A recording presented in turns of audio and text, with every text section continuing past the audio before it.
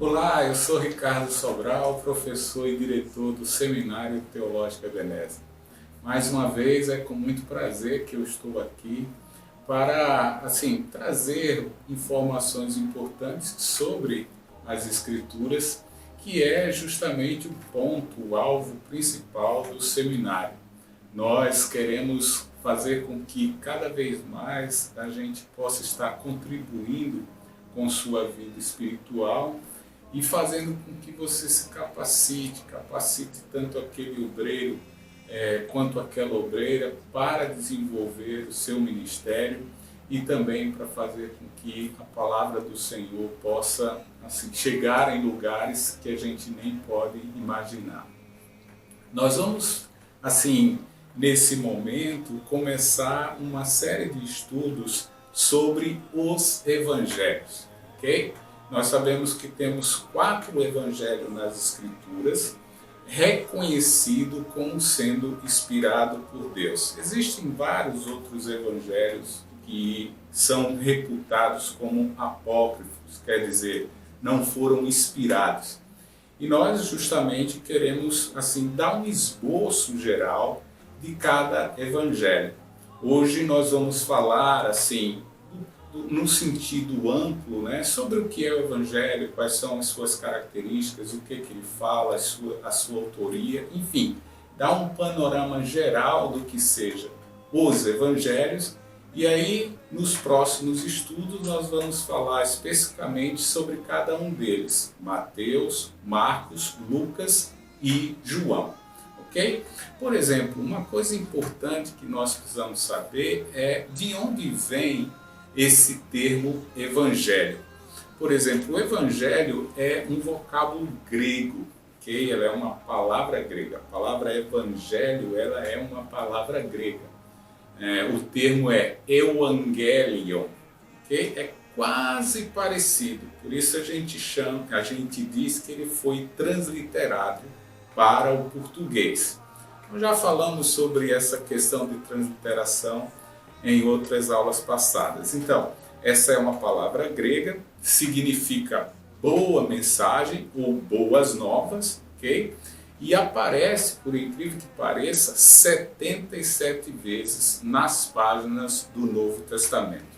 Então, esse termo evangelho, esse termo é um termo que muitos mensageiros traziam e levavam naqueles tempos de Cristo, Quando o mensageiro chegava, ele dizia: eu estou trazendo o Evangelho, eu estou trazendo a Boa Nova. Então, é um termo que aparece em toda a Bíblia, principalmente, sobretudo, no Novo Testamento. Por exemplo, esse termo não figura como parte de título dos 4 evangelhos. Okay? Nós temos na nossa Bíblia traduzida o Evangelho de Mateus, o Evangelho de Marcos, o Evangelho de Lucas, o Evangelho de João. Mas esse título não está nos textos originais. Ele só passa justamente a aparecer quando é citado no Didaquê, que é uma literatura do 1º século, muito contemporânea aos escritos bíblicos, e também por Clemente. Clemente Justino vai também citar essa questão dos evangelhos.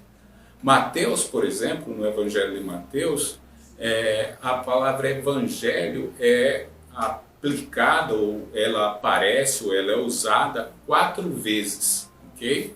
Já no Evangelho de Marcos, nós encontramos 8 vezes. Marcos vai distribuir entre o seu evangelho e usar esse termo. Já no livro de Lucas, a forma nominal ela não aparece, mas sim a sua forma verbal. E na sua forma verbal, evangelizar, evangelizou, etc., ela aparece por 10 vezes. Okay? Nessa forma verbal, Lucas é aquele que mais usa o termo. No entanto, no Evangelho de João, nós já não encontramos nem de nenhuma forma, nem de uma forma nominal, nem na sua forma verbal. Ok?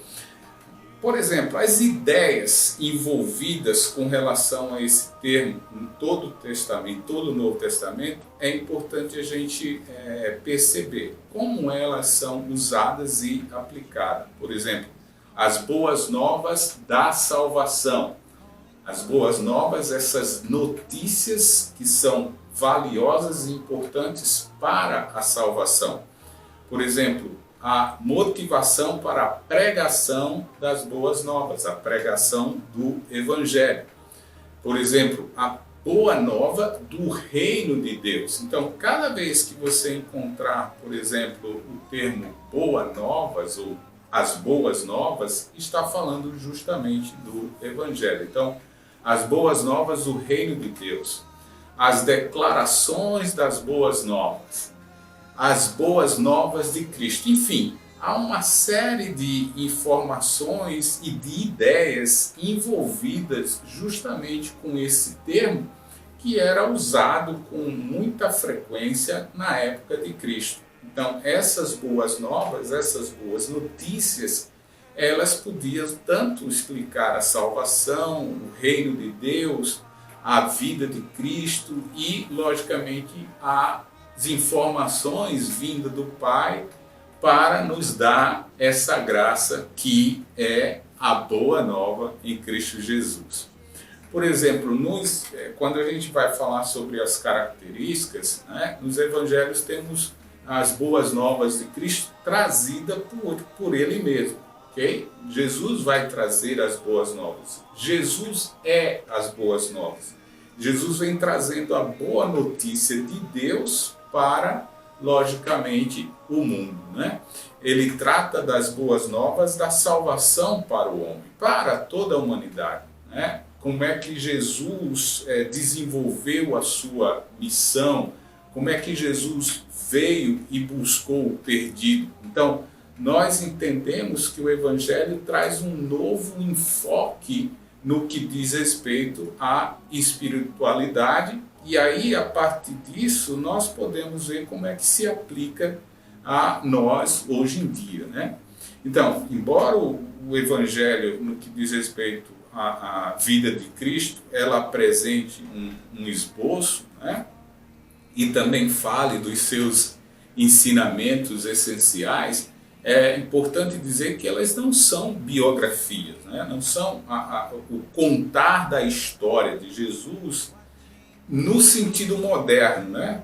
Porque a gente pensa que os evangelhos vão contar toda a vida de Jesus.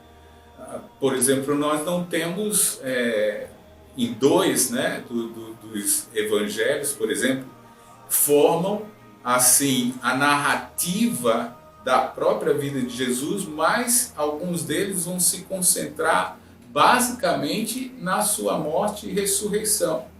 Então temos alguns acontecimentos de Jesus aqui curando em algumas localidades, mas assim, falar sobre a vida de Jesus e os seus ensinamentos, tudo que ele fez, inclusive até João vai citar isso no final do seu evangelho, né? Ele vai dizer que não haveria livros para conter tudo que Jesus fez e ensinou na sua vida. Então, João até fala sobre isso.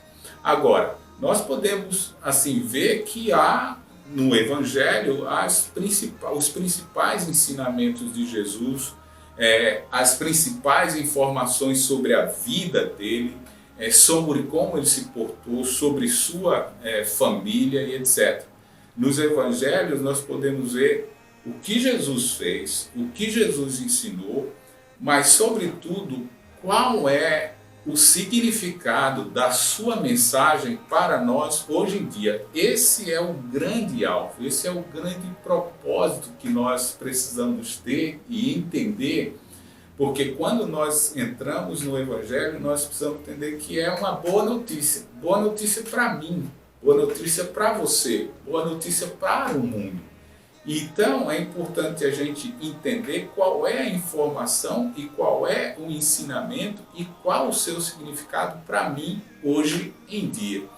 Então, há muito tempo já se tem notado que os evangelhos não são apenas uma biografia comum, né?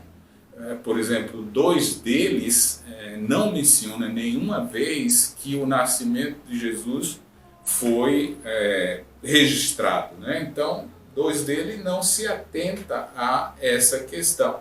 Então, a gente pode notar com isso que eles não estão preocupados, dependendo do enfoque do evangelho, que nós vamos ver isso para frente, a gente vai entender, logicamente, toda essa explicação e essas informações trazidas nos evangelhos, né? A gente não pode esperar, né, que seja uma biografia com vários detalhes. Inclusive, outros evangelhos, os apócrifos, gostam de fazer isso, mas infelizmente eles se perdem por não serem inspirados por Deus. Uma coisa que eu gostaria também de falar é sobre a autoria dos evangelhos, ok? Todos os evangelhos, eles não trazem a sua autoria. Por exemplo, nós sabemos que as cartas são do apóstolo Paulo, em alguns outros momentos no Novo Testamento, porque ele vai dizer: eu, Paulo, escrevo para tal cidade, ou para a igreja em Éfeso, ou para a igreja em Corinto. Mas os evangelhos, eles não começam com essa informação, né? Você não encontra essa informação que foi Mateus, que foi Marcos, que foi Lucas ou que foi João que escreveu. Mas como é que a gente entende isso então?